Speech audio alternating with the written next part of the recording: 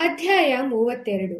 ಸಿದ್ಧಪುರುಷರು ದತ್ತಪತ್ನಿಯಾದ ಸಾವಿತ್ರಿಗೆ ಬೃಹಸ್ಪತ್ಯಾಚಾರ್ಯರಿಂದ ಹೇಳಲ್ಪಟ್ಟ ವಿಧವಾ ಧರ್ಮವನ್ನು ನಿರೂಪಿಸಿದರು. ಅನಂತರ, ತಂಗಿ, ಪರಲೋಕ ಸಾಧನವಾದ ರಹಸ್ಯ ವಿಷಯಗಳನ್ನು ನಿನಗೆ ವಿವರವಾಗಿ ತಿಳಿಸಿದ್ದೇನೆ. ಈಗ ನೀನು ಧೈರ್ಯವಿದ್ದರೆ ಪತಿಯೊಡನೆ ಸಹಗಮನ ಮಾಡು, ಅಥವಾ ವಿಧವಾ ಧರ್ಮವನ್ನು ನಿಷ್ಠೆಯಿಂದ ಪಾಲಿಸು ಎಂದು ಆಶೀರ್ವದಿಸಿದರು. ಆಗ ಸಾವಿತ್ರಿಯು, ಸ್ವಾಮಿ, ಈಗ ತಾನೇ ಪ್ರಾಯಕ್ಕೆ ಕಾಲಿಟ್ಟಿರುವ ನನಗೆ ವಿಧವಾ ಧರ್ಮವು ಕಷ್ಟಸಾಧ್ಯ. ಆದುದರಿಂದ ನಾನು ನನ್ನ ಪತಿದೇವರೊಡನೆ ಸಹಗಮನ ಮಾಡಲು ಸಿದ್ಧನಿದ್ದೇನೆ ಎಂದಳು. ಸಿದ್ಧಪುರುಷರು ಆಕೆಗೆ ಭಸ್ಮ ರುದ್ರಾಕ್ಷಿಗಳನ್ನು ನೀಡಿ, ತಂಗಿ, ನಿನ್ನ ಪತಿಯ ಶವ ಸಂಸ್ಕಾರಕ್ಕೆ ಸಿದ್ಧತೆಗಳನ್ನು ಮಾಡು. ಶ್ರೀ ಗುರು ತೀರ್ಥವನ್ನು ಪ್ರೋಕ್ಷಿಸಿ ಮುತ್ತೈದೆಯರಿಗೆ ಬಾಗಿನ ಕೊಟ್ಟು ನಂತರ ಸಹಗಮನ ಮಾಡು ಎಂದು ಹೇಳಿ ಅಲ್ಲಿಂದ ಹೊರಟು ಹೋದರು. ಸಾವಿತ್ರಿಯು ಸಹಗಮನಕ್ಕೆ ಸಿದ್ಧಳಾದಳು. ಉತ್ತರ ಕ್ರಿಯೆಗಳೆಲ್ಲ ಆದ ಮೇಲೆ ಸುವಾಸಿನಿಯರಿಗೆ ಬಾಗಿನವನ್ನು ಕೊಟ್ಟು ಗುರುಪಾದಕ್ಕೆ ನಮಿಸಲು ಗುರುಸನ್ನಿಧಾನಕ್ಕೆ ಬಂದಳು. ಅಶ್ವತ್ಥ ವೃಕ್ಷದ ಸನ್ನಿಧಾನಕ್ಕೆ ಬಂದು ಜಪನಿರತರಾಗಿದ್ದ ಗುರುಗಳಿಗೆ ನಮಿಸಿ ಸ್ತೋತ್ರ ಮಾಡಿದಳು. ಶ್ರೀ ಗುರುಗಳು ಅಷ್ಟಪುತ್ರವತಿ ಭವ ಎಂದು ಆಶೀರ್ವದಿಸಿಬಿಟ್ಟರು. ಶ್ರೀ ಗುರು ವಾಕ್ಯವನ್ನು ಕೇಳಿದ ಎಲ್ಲರೂ ಮೂಕ ವಿಸ್ಮಿತರಾದರು.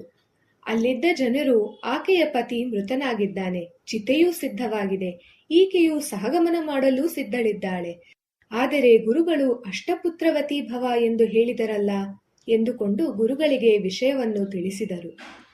ಶ್ರೀ ಗುರುಗಳು ಮುಗುಳ್ನಕ್ಕಿ, ಸಾವಿತ್ರಿಯ ಮಾಂಗಲ್ಯ ಭಾಗ್ಯ ಸ್ಥಿರವಾಗಿದೆ, ಚಿಂತೆ ಬೇಡ, ಕೂಡಲೇ ದತ್ತಬ್ರಾಹ್ಮಣನ ಶವವನ್ನು ಇಲ್ಲಿಗೆ ತರಿಸಿರಿ ಎಂದು ಆಜ್ಞಾಪಿಸಿದರು.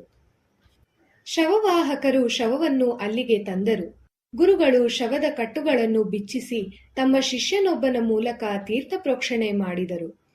ತಮ್ಮ ಅಮೃತ ದೃಷ್ಟಿಯಿಂದ ಶ್ರೀ ಗುರುಗಳು ಪ್ರೇತವನ್ನು ನೋಡಲು ದತ್ತ ಬ್ರಾಹ್ಮಣನು ಎದ್ದು ಕುಳಿತನು. ಎಲ್ಲರಿಗೂ ಆಶ್ಚರ್ಯವುಂಟಾಗಿ ಶ್ರೀ ನೃಸಿಂಹ ಸರಸ್ವತಿ ಸ್ವಾಮಿಗಳಿಗೆ ಜಯವಾಗಲಿ ಎಂದು ಜಯಕಾರ ಮಾಡಿದರು. ದತ್ತನು ಸ್ನಾನ ಮಾಡಿ ಗುರುಗಳ ಆಜ್ಞೆಯಂತೆ ಹೊಸ ವಸ್ತ್ರ ಧರಿಸಿ ತನ್ನ ಪತ್ನಿಯನ್ನು, ನಾನೇಕೆ ಇಲ್ಲಿಗೆ ಬಂದೆ, ಈ ಮಹಾಪುರುಷರಾರು ಎಂದು ಕೇಳಿದನು. ಆಗ ಪತ್ನಿಯು ತನ್ನ ಪತಿಗೆ ನಡೆದ ಎಲ್ಲಾ ಸಂಗತಿಗಳನ್ನು ವಿವರಿಸಿದಳು. ದಂಪತಿಗಳು ಗುರುಪಾದಕ್ಕೆ ಮಣಿದರು.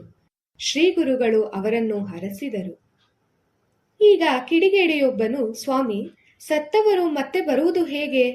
ಆಯುಷ್ಯವು ಬ್ರಹ್ಮಲಿಪ್ತವೆಂದು ಹೇಳುತ್ತಾರೆ, ಆದರೆ ಈಗ ಮೃತನಾದವನು ಬದುಕಿದನಲ್ಲ, ಏನೀ ವಿಸ್ಮಯ ಎಂದು ಕೇಳಿದನು.